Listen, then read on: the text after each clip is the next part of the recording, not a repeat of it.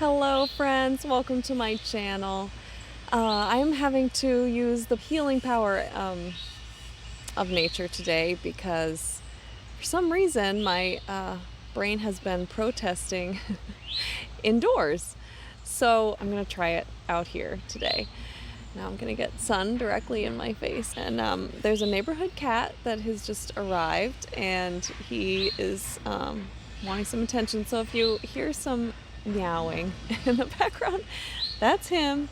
He loves to come around, especially when my son is here for some love and attention. So today I'm talking about rough periods of trauma healing. I mean, that's like mostly what I talk about on this channel, is when you're doing trauma work with yourself, by yourself, the tough parts are the ones you need. The tough times, the difficult periods are the ones we all need support. Certainly the times I need support and I need perspective and like a wider lens, because anytime that we are triggered, everything gets zoomed in like those blinders that they put on horses. It's like you can't see anything but the negative. It's like you can't see anything or feel anything than this pain or the dissociated version of that pain. And it's like you can't see anything else. It's like, and it feels like every single time a wound comes up, it's like, this is how my life is, this is how it's always been, and this is how it always will be. My life never works. I'm never getting out of this. I'm never going to get better. And I've always felt this way. It's how it feels. It feels like it always has been, it always will be. And when you're in a triggered state, that's how it is. The real challenge when you are carrying a high burden of trauma, and you're especially attachment trauma, because it gets triggered so frequently, it gets triggered by so many different things anytime you have to interact with other people, which is like always, whether it's work, whether it's at home, whether it's going to the grocery store, whether it's, wherever it is, whatever it is that you're needing to interact with people, your attachment trauma can get activated. And so when we have a high burden of attachment trauma, our nervous system is getting activated all the time. And that's really the toughest part when you're on a healing journey. The toughest part is in the beginning, when you realize what you need to do is heal trauma, and you're looking for answers and you're starting out, because you're basically triggered all the time. You live in a triggered state. And so you might be dissociated all the time in this freeze state. You might be in a collapse state, like an internal collapse state, the nervous system. You might be in fight or flight all the time. And whether it's fight or flight or freeze, you can't see clearly. It's very difficult to problem solve. I want to say impossible. I'll just stick with it's very difficult to problem solve or make different choices in your life, or see what's happening, or see things accurately, or because these things are you're in a sort of a compromised state. But we don't realize it because we get so used to it. Oh my gosh, Buster. He just jumped up here. Hi, Buster. I get Buster in my video. I never would have expected. He just pranced up as soon as I started the video. Oh no, he's knocking everything over. This is what Buster does. Anyway, the hardest part is when we're in that beginning, when our nervous system is in a compromised state, in an elevated state most of the time. Because we get so used to it, we get so acclimated to it. And this is where a coach is really helpful, a coach who has done that work and been in that state and can give you perspective, but also has profound empathy for what you're feeling right there, and knows it so viscerally because they've been there again and again and again. I sure have. So when we're in a freeze state especially, but also when we're in fight or flight, what we need is to be really intensely validated and also given hope, because but speaking from a place of like knowledge and experience, speaking truth, not just making stuff up, but speaking the truth of what's happening, is this phenomenon that I'm talking about. It's the nervous system dysregulated. It's that dysregulated nervous system that you're living in all the time. And so that's why on my channel, what I talk about is one of the most important and fundamental foundational parts of trauma healing work that I only found through experience and being very intensely ill. The only thing that started my healing after trying many, many things was resetting the nervous system, changing the nervous system state to be in a parasympathetic state, training your nervous system so that you can get into parasympathetic state when you focus on it. So like you're flexing this muscle of going into a parasympathetic state. For your nervous system to be able to do that, to get activated and then be pulled back down, is essential, because anytime you get triggered, an old wound gets triggered, your nervous system gets activated. And whether you go into fight or flight or freeze or fawn, then your nervous system is in a compromised state. And to be able to be aware, be able to notice when that happens, and then be able to bring it back down is just essential. It's just essential. Because that's where we heal. We heal in a parasympathetic state. Buster's hunting with the bird feeders. Making that little chirping, clicking sound with the kitties make. So that nervous system work, but the experience, it doesn't feel, especially if you're in the freeze state, it doesn't necessarily feel like your nervous system is compromised. And it's so tricky to see. Like, one of the biggest, most difficult steps is to start realizing when your nervous system is compromised or dysregulated. It's so difficult to see because we've been living in it so much, our whole lives potentially. We've been living in this state, this dysregulated state, and we get acclimated to it. And so when we get triggered again, even if we're regulating our nervous system, we're learning how to be in a parasympathetic state, it's very difficult to even notice when we're back in a dysregulated state, because it feels so normal. It just feels normal. And that's why it can take like days, weeks.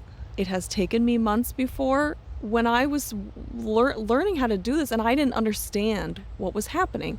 And that's why hearing somebody's perspective who's done it is so helpful and really important. Buster. Because it's so tough to see, and learning how to recognize that feeling, again, it's that learning the actual sensations. Observing thoughts can be helpful, but thoughts can turn into as we all probably have experienced, thoughts oh my God, Buster. Thoughts can run away with us. And so being able to observe that as a sign, but learning the visceral feeling in our body of dissociating or being in fight or flight or being in collapse. It's so important, but so difficult to do. But you can do it. You can do it. And it's not your fault, ever. If it takes you a while to realize that you're in one of those states, in fact, it's normal. It's completely normal, because as I said, it's so familiar. It's so familiar. It could feel like, well, this is just how I feel. This is the way I feel in my life. This is the cross that I have to bear. This is my lot in life, and it's never going to change. See, it's back. There's something fundamentally different about me, flawed about me. These are all trauma. This is the real of trauma. And it just keeps going. Just keeps going. And so the really key thing to become aware of is that that is the sign of trauma. The idea that it always has been and it always will be. These negative thoughts, disempowering thoughts. And the other thing I wanted to bring up is a key sign is black and white thinking. And this has been happening to me. I'm currently in a sort of a chronic, environmentally challenging position. And it's something that has to change because it's really impeding my healing. I'm sorry, I can't be more specific than that. But one of the most prominent signs that I'm dysregulated, that I'm in a wound, is black and white thinking. Like that sort of catastrophic thinking. It's like you're either in or you're out.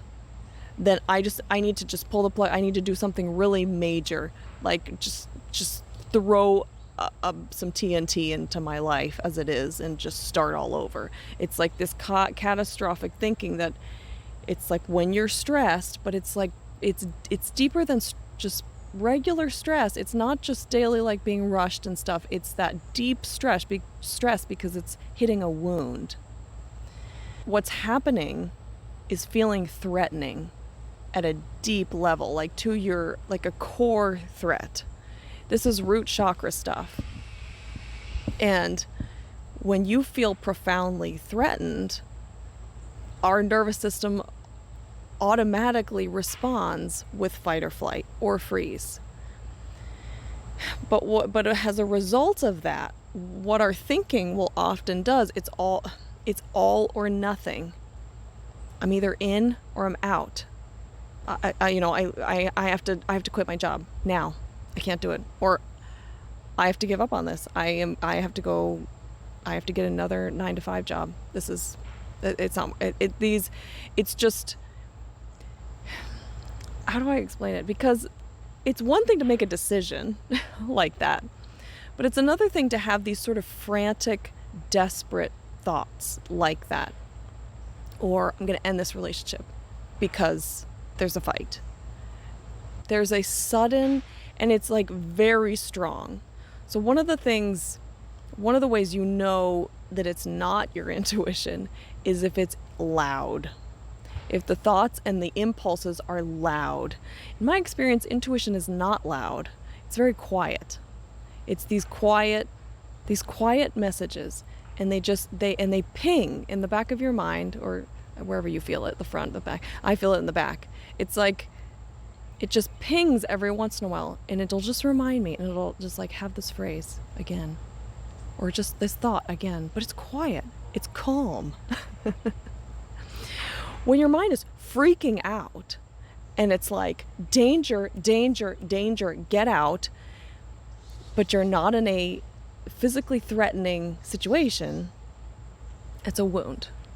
It's a wound, and you're responding to that wound, but it can be so convincing. And I'm coming out of this.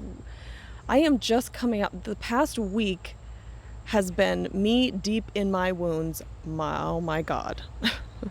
Another layer of my self-worth is coming up, and it's a different layer than I was working with in May and June, and that I had a profound shift from, and that I mentioned on this channel, going through that. And it was 2 months of sitting and being with and moving through powerlessness and grief and anger and rage, like moving through these waves, but also having all this quiet time.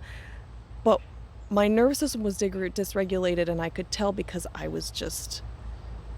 just felt bad, low down. My emotions were muted. I was numb, but also in pain, but I couldn't touch the pain. And it was like misery.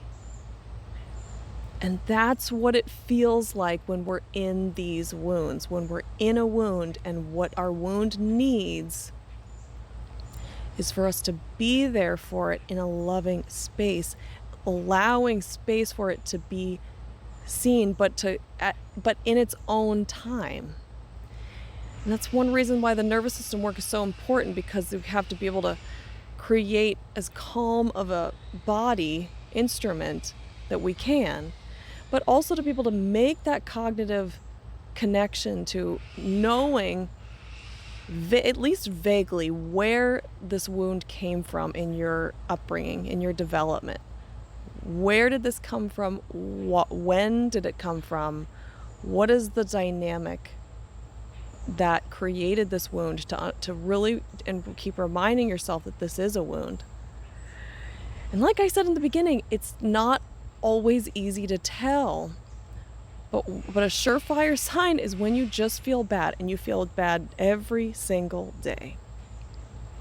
And the fluctuations are pretty minor, and you just feel down and hopeless. You could use the word depressed, and nobody better touch you the wrong way, because you're snappy.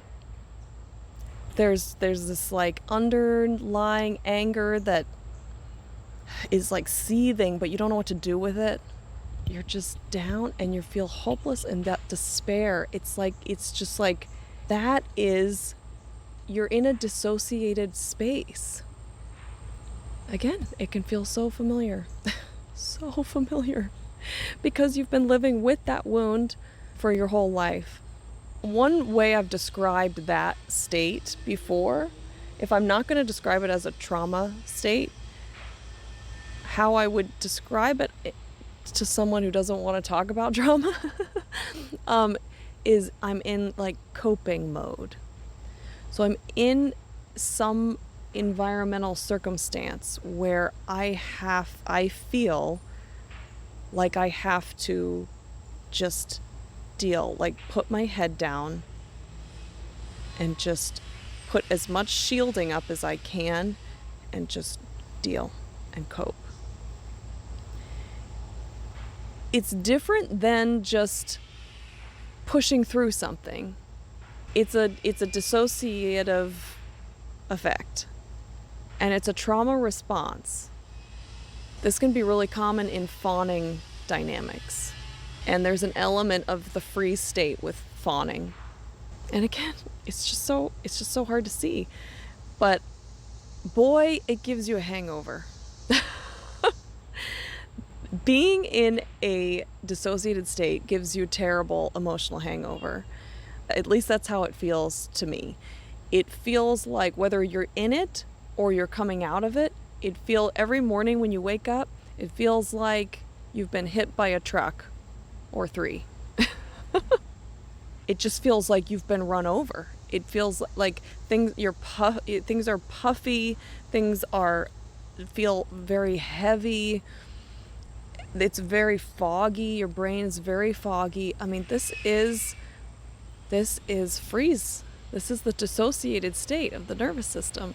I'm trying really hard to describe it in real terms, the way it really has felt to me, because it's taken me a long time. I'm hoping it's helpful to you, because it's taken me a really long time to really be able to identify viscerally, especially because I have such a strong dissociative pattern, to be able to feel what that experience is really like and put it into words. Has taken me a really long time, and maybe maybe it's come way easier for you, but I want to explain it in detail, because I have found it so difficult to identify and be able to identify in the moment.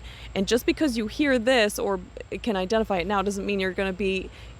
Don't should yourself, because it doesn't mean next time you get triggered you're going to be able to identify it.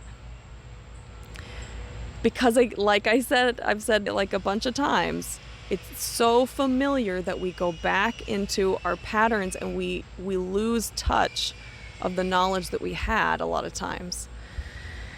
So difficult. So I saw what was happening in this last week, but because of beliefs that I still hold, I didn't feel like I could do anything about it at the time. I felt like when I get back in my routines, hi Buster. So now I'm coming out of the fog. But yesterday was a day of extreme thoughts, really extreme thoughts, black and white thinking, and a lot of tears came from them. But whoa, sorry, Buster's tail.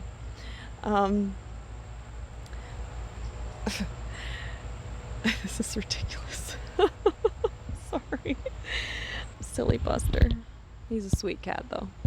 Pushy, but sweet.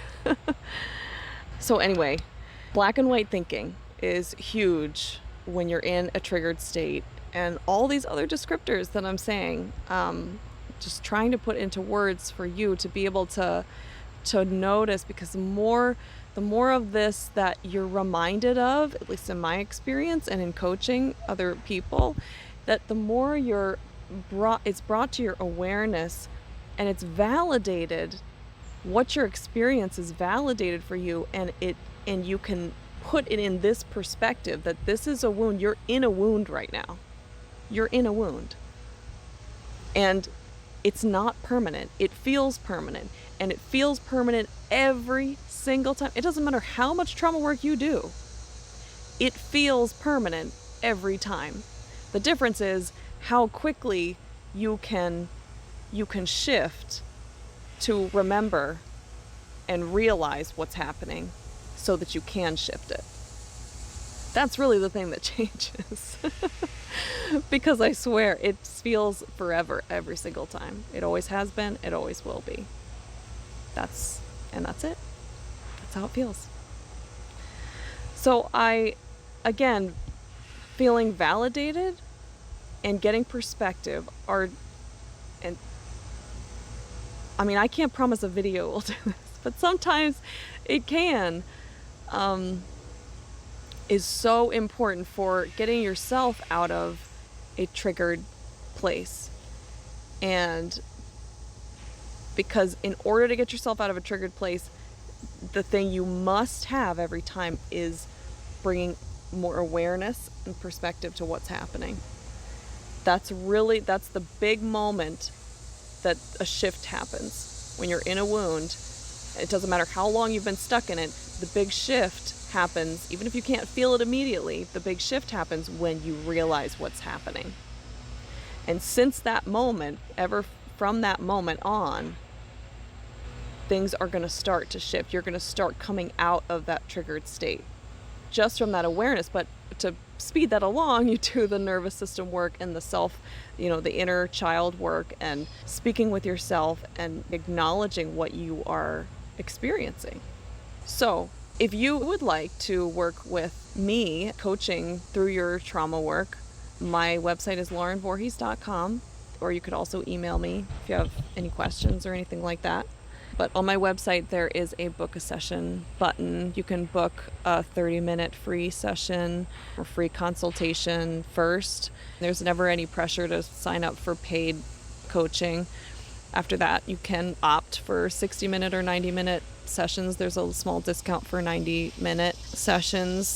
Sometimes it's helpful to have 90-minute, but sometimes 60 minutes is perfect. And I really found that the most beneficial healing, the most rapid and transformational healing happens with regular coaching of some kind. So if you're interested, then again, my website's laurenvorhees.com. I'd love to hear from you. I hope this was helpful today. I hope you're doing really well out there. Thanks for your patience with Buster. Crazy. Now I'm covered in hair, of course. I love kitties. We're searching for a kitty right now. We're going to shelters and things like that. So we love kitties in this house. All right. I hope you're doing well. I hope you all have a beautiful rest of the day. If you like this video, push that like button, subscribe to my channel if you haven't already, and I'll talk to you on the next video. All right. Take care.